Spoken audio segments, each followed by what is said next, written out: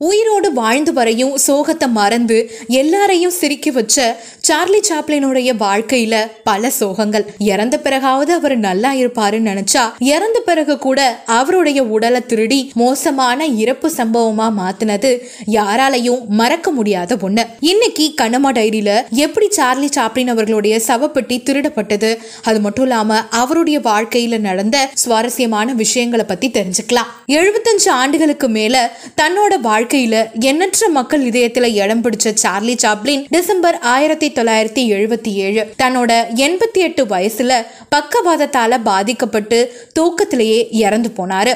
அவருடைய விருப்பப்படி சின்னதா அவருடைய இறுதி சடங்கு நடந்து முடிஞ்சது. ஆனா அவருடைய இறுதி சடங்கு முடிந்த 2 நாட்கள்ல அவருடைய கல்லறை காலியா இருக்கிறதாகவும் சவப்பெட்டி இல்ல அப்படின்னும் கண்டுபிடிக்கப்பட்டுச்சு. உயிரோடு இருக்கிறவங்களை காணும்னா யாரோ கடத்திருப்பாங்கன்னு சந்தேகப்படலாம். ஆனா உயிர் இல்லாத ஒரு உடலை யார் திடீர்க்க முடியும்? சவப்பெட்டியை போய் யார் கொள்ளையடிச்சிருப்பா? திகில் நிறைந்த மர்மமா பார்க்கப்பட்டுச்சு சார்லி சாப்ளினுடைய இந்த விஷயம்.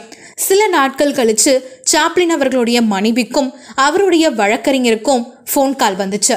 ஒரு ஃபோன் கால், 2 ஃபோன் கால் இல்ல, கிட்டத்தட்ட 27 ஃபோன் கால் வந்தது. காரணம், $6 லட்சம் கொடுத்தாதான் சார்லி சாப்ளினுடைய சவப்பெட்டியை கொடுப்போம் அப்படின்னு மிரட்டலும் வந்துச்சு. போலீஸோடைய தேடுதல் வேட்டை ஆரம்பமானது. பக்கத்தில் இருக்கக்கூடிய 200 பூத்துகளும் கண்காணிக்கப்பட்டது. அத்தனை ஃபோன் பூத்தையும் கண்காணிச்ச பிறகு சில மாதம் கழிச்சு திருடர்கள் கிட்ட இருந்து சார்லி சாப்ளினுடைய சவப்பெட்டி மீட்கப்பட்டுச்சு. பண கஷ்டனால மட்டும்தான் இப்படி பண்ணோம் அப்படின்னு ஒத்துக்கிட்டு மன்னிப்பும் கேட்டாங்க.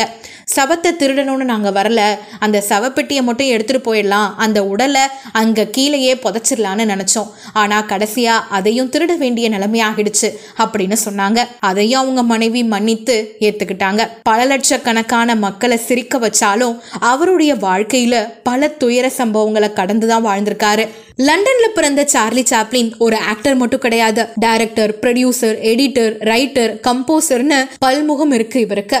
அம்மா டான்சர் மற்றும் சிங்கர், அப்பா ஒரு சிங்கர். 2 பேருக்கும் பிறந்ததுனால இவருக்கும் ஆக்டிங் மேலையும் சிங்கிங் மேலையும் ஆர்வம் ரொம்பவே அதிகமா இருந்துச்சு. ஆனா அப்ப இருந்த காலகட்டத்துல ஆக்டிங் ரொம்பவே கஷ்டம். அதிகமா பணம் இருந்தாதான் ஆக்டிங்லாம் பண்ண முடியும். சரி, நம்மளுடைய வாழ்க்கையில எப்படியாவது முன்னேறி வந்துடலான்னு நினைச்ச சார்லி சாப்ளினுக்கு சின்ன வயசுல இருந்து நிறைய தனிமை கொடுமைகள் தான். ஏன்னா அப்பாவும் அம்மாவும் டைவர்ஸ் வாங்கியாச்சு. அப்பா வேற ஒரு திருமணமும் பண்ணிக்கிட்டாரு. அம்மாவுக்கு திடீர்னு உடல்நிலை சரியில்லாம போக அப்பா கிட்ட இருக்க வேண்டிய கட்டாயம். கோர்ட் அப்பா கிட்ட சார்லி சாப்ளினை ஒப்படைச்சது. ஆனா சார்லி சாப்ளினோட அப்பா மறுமணம் செஞ்சுக்கிட்டவர்.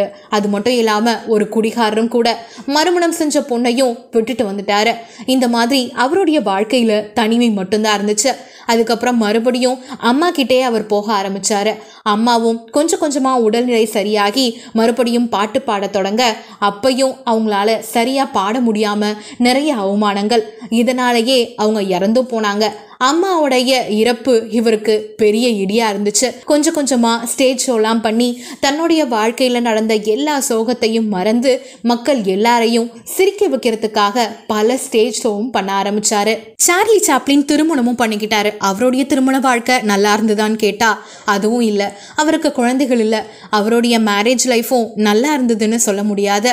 அவருடைய மேரேஜ் லைஃபும் டைவர்ஸ்ல தான் முடிஞ்சது. மறுபடியும் திருமணம் பண்ணிக்கிட்டாரு, அதுவும் டைவர்ஸ். இந்த மாதிரி 3 கல்யாணம் பண்ணிக்கிட்டாரு. அவருடைய வாழ்க்கை சொல்ற மாதிரி இல்லை. ஆனா எது நடந்தாலும் மக்களை சிரிக்க வைக்க தவற மாட்டேன்னு மக்களுக்கு நல்ல கருத்துக்களுடைய நிறைய ஷோக்களும் நிறைய ஆக்டிங்கும் கொடுத்துக்கிட்டே இருந்தாரு. இப்படிதான் இவருடைய வாழ்க்கையில நிறைய விஷயங்கள் சோகமா இருந்தாலும் இவர் மக்கள் கிட்ட கொடுத்தது என்னவோ சந்தோஷம் மட்டும்தான். அதுவும் வேர்ல்டு வார் அப்ப இவர் கொடுத்த சந்தோஷம் மக்கள் எல்லாருக்கும் ஒரு எனர்ஜி பூஸ்டா இருந்தது அப்படின்னு தான் சொல்லணும். தன்னுடைய சொந்தங்களை இழந்து நிற்கும் போது சார்லி சாப்ளின் அவர்களுடைய நடிப்பை பார்த்துதான் எல்லாருமே கொஞ்சம் அவங்களுடைய கவலையை மறந்து சிரிக்கவும் ஆரம்பிச்சாங்க. சார்லி சாப்ளின் எப்பயுமே ஒரு சகாப்தம் தான். இவர் பத்தி நீங்க என்ன நினைக்கிறீங்க?